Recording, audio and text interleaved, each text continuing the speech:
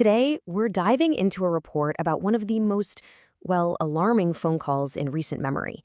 It's a single conversation between two world leaders that could have absolutely staggering implications for global stability. So, what's at the heart of this whole thing? It really boils down to three elements: a US president, a Ukrainian president, and a truly extraordinary question, one that involves targeting the very heart of a global superpower. And this just begs the crucial question that really frames our entire explainer here.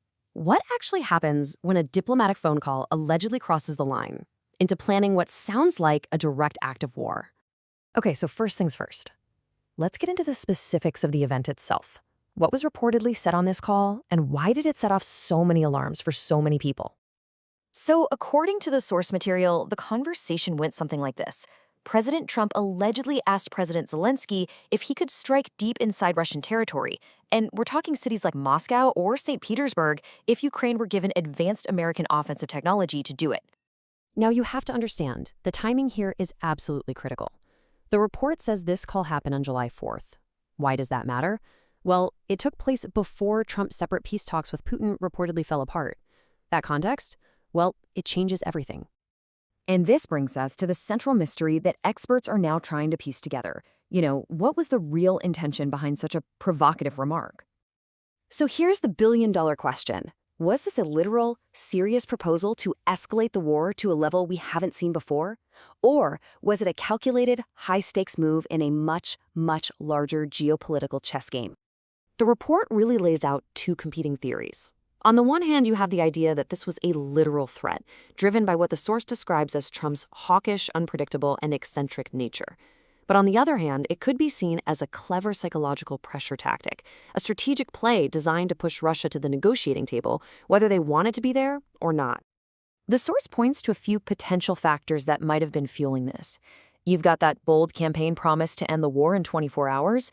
Then there's the suggestion of a hurt ego after Putin apparently rejected his peace plan. And of course, there's his well-established reputation for being unpredictable, which frankly could support either theory.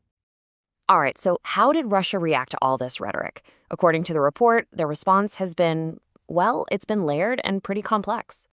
Officially, nothing. Crickets. The Kremlin has said absolutely nothing.